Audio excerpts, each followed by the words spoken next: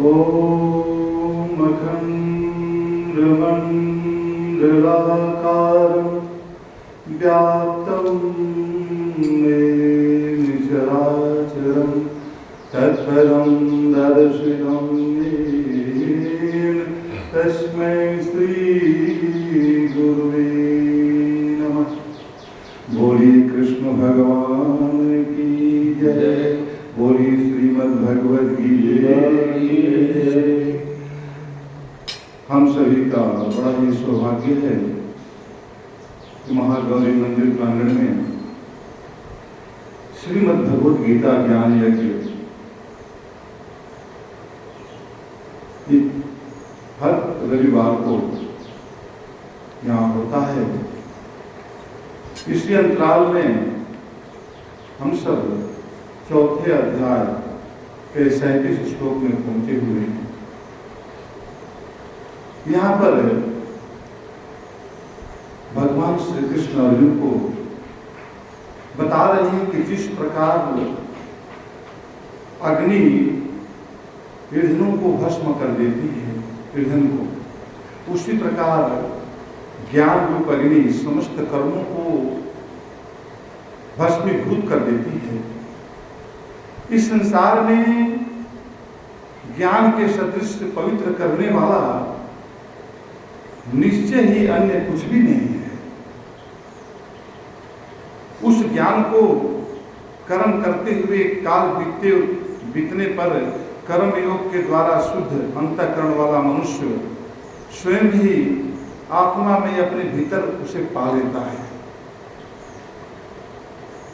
तो यहाँ पर भगवान श्री कृष्ण ने अर्जुन को द्रव्य यज्ञ की अपेक्षा ज्ञान योग को श्रेष्ठ कहकर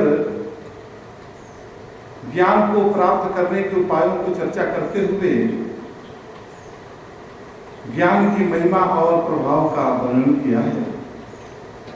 श्री कृष्ण कहते हैं कि तत्वदर्शी गुरु की शरण होने से और श्रद्धापूर्वक सेवा करते हुए विनम्रता सहित प्रश्न पूछने से ज्ञान प्राप्त करना संभव हो जाता है। मनुष्य संपूर्ण प्राणियों को अपने आत्मा में और उसके उपरांत परमात्मा में देखता है। गुरु की कृपा से ज्ञान रूपी नौका के द्वारा भगवान श्री कृष्ण कहते हैं कि घोर पापी भी पाप सागर यानी पाप पुण्य का द्वंद्व को पार कर लेता है तथा पाप मुक्त हो जाता है। ज्ञान एक अग्नि की दृश्य होती है, उसके सदृश बनती है, जो कर्मों को भस्मीभूत कर देता है तथा ज्ञान के सदृश पवित्र करने वाला अन्य कुछ भी नहीं है संसार में। यह तत्व ज्ञान यानी कि बात हो रही ज्ञान की, तो संसारिक ज्ञान नहीं, परमार्थिक ज्ञान। उसमें बोलता है कि आत्मज्ञान और यथार्थ ज्ञान कर्म युग को भी कालांतर में अनायास ही प्राप्त हो जाता है। ज्ञान की अनंत महिमा का वर्णन करते हुए श्री कृष्ण कहते हैं कि यदि एक बार आत्मज्ञान मनुष्य के चिंतन, विचार और आचरण को प्रकाशित और प्रभावित कर दे तो वह सदा के लिए कर्म बंधन से मुक्त हो जाता है। आत्मज्ञान होने पर मनुष्य की समस्त कर्म का अर्थ यहाँ पर यह है कि संचित, प्रारब्ध और क्रियमाण कर्म, ये तीनों कर्म को समस्त कर्म के रूप में लिया गया है। ऐसे ही भस्मीभूत हो जाते हैं जैसे अग्नि से काष्ठ आदि का समूह भस्मीभूत हो जाता है। लकड़ी पड़ने पर अग्नि में वो भस्मीभूत हो जाते हैं। ज्ञान द्वारा परमात्मा का साक्षात्कार होने पर चित्त जड़ ग्रंथि खुल जाती है और देहादि में अभिमान, मैं देह, इंद्रियां आदि हूं, ऐसा विचार ये नष्ट हो जाते हैं तथा समस्त जगत उसे ब्रह्ममय भासने लगता है। ज्ञान का उदय होने पर मनुष्य के संचित कर्म, जो जन्म जन्मांतर के तथा इस जन्म के पूर्वकृत कर्म को जो अंतःकरण में एकत्रित रहते हैं तथा जिसके फल मिलना शेष होता है, वो नष्ट हो जाते हैं। अर्थात उसके संस्कार ही नष्ट हो जाते हैं।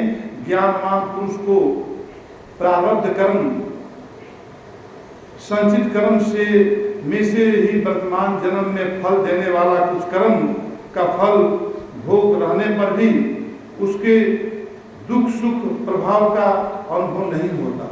देखिए यहाँ पर बता रहे हैं कि हमारे जीवन में जो संचित कर्म है, जो संचित कर्म होता है वो तो भस्म हो जाता है ज्ञान के अग्नि में, लेकिन जो प्रारब्ध कर्म होता है वो प्रारब्ध कर्म ऐसा रूप ले लेता है जैसे एक धनुष से निकला हुआ बाण। अब वो बाण चल दिया, वो तो संधान करेगा ही। तो यहाँ पर बताते हैं कि वो प्रारब्ध कर्म को तो मनुष्य को भोगना ही भोगना है, लेकिन उसमें क्या होता है कि यदि जीवन में ये परमात्मा के ज्ञान में हमारी लगन लग गई, परमात्मा का ज्ञान हमें प्राप्त हो गया, तो कहते हैं कि वर्तमान फल, जन्म में फल देने वाले कुछ कर्म का फल भोग रहने पर भी उसके दुख और सुख प्रभाव का अनुभव नहीं होता। वो भक्त परमात्मा में इतना लीन रहता है कि वो अपने जीवन में आए हुए दुख सुख, हानि लाभ, जीवन मरण, इस सब को वो उतना महत्व नहीं दे पाता है। उसका प्रारब्ध कर्म भी एक जो है नॉर्मल अवस्था में हो जाता है। इसलिए बताए हैं कि सभी कर्म जो है भस्मीभूत हो जाते हैं। आगे बता रहे हैं कि प्रारब्ध कर्म का फल होते रहने पर भी ज्ञानी उसमें लिप्त नहीं होता। उसमें लिप्त होने का मतलब है कि दुख आया तो हम बहुत अपने को असहाय महसूस करने लगते हैं, ये भी एक लिप्तता की निशानी है। सुख आया तो उसमें इतने विभोर होने लगते हैं, ये भी एक लिप्तता की निशानी है। तो बोलते हैं कि वो लिप्त नहीं होता, अनासक्त भाव से उस कर्मों का फल को भोगता चला जाता है। अतएव उसकी दृष्टि में प्रारब्ध कर्म नष्ट हो जाता है। ज्ञानी की क्रियामान जो किए जा रहे हैं कर्म निर्बीज हो जाते हैं। जैसे भुना हुआ बीज हो, वो कभी पौधा नहीं बन सकता है, उसी तरह से उसके जितने कर्म हैं वो सब कर्म जो है भूंजे हुए बीज की तरह बन जाते हैं। कहते हैं कि ज्ञान उदय के कारण क्रियमाण कर्म भस्म होते रहते हैं। ज्ञान आलोक में पाप कर्म होना संभव नहीं होता। अगर मनुष्य को परमात्मा के चरणों में लगन लग जाती है, ज्ञान भक्ति से उसका लगन उसमें लग जाता है, तो यहाँ पर बता रहे हैं कि वो पाप कर्म होना असंभव हो जाता है, संभव नहीं होता है। कभी उसका दिल पाप कर्म करने के लिए एक भी नहीं होता है। अगर उसी तरह से जो वास्तविक प्रवृत्ति के व्यक्ति होते हैं उसको पाप कर्म करने में कोई अड़चन नहीं होती है, कोई बाधा नहीं होती है। लेकिन जो सात्विक प्रवृत्ति के जो ब्रह्मविद महापुरुष होते हैं उनको जो है पाप कर्म करने में वो कभी नहीं कर सकते हैं, चाहे कुछ भी हो जाए। ऐसी अवस्था बन जाती है उनकी। कहते हैं कि प्रारब्ध कर्म का फल भोग जिसे अवश्य भोगना पड़ता है कि अवधि समाप्त होने पर ज्ञानी शरीर त्याग देता है, वह मरता नहीं है तथा शरीर का उच्छेदन होने पर वह मोक्ष प्राप्त कर लेता है। भगवान श्री कृष्ण कहते हैं कि संसार में आत्मज्ञान से बढ़कर निसंदेह पवित्र करने वाला अन्य कुछ भी नहीं है तथा आत्मबल से बढ़कर निश्चय ही बल देने वाला अन्य कुछ भी नहीं है। ज्ञान के सदृश यज्ञ, तप, दान इत्यादि भी अंतःकरण को शुद्ध करने में समर्थ नहीं है।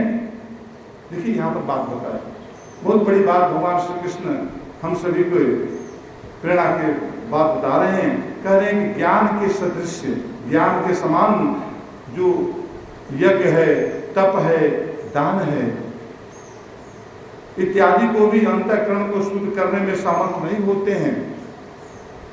ये जब तक से उसके अंदर ज्ञान समाहित ना हो तो ये सब निष्फल होने लगते हैं। आगे बताते हैं कि प्रायश्चित आदि से पाप तो क्षीण हो जाते हैं, किंतु ज्ञान से पाप और पुण्य दोनों का बंधन समाप्त हो जाता है। ज्ञान का अर्थ है दिव्य प्रकाश। तो भगवान श्री कृष्ण यहाँ स्पष्ट कर देते हैं कि कर्मयोग के अभ्यास करने से कालांतर में इस दुर्लभ ज्ञान का उदय स्वयं ही हो जाता है। कर्मयोगी को ज्ञान प्राप्ति के लिए कोई साधन नहीं करना पड़ता।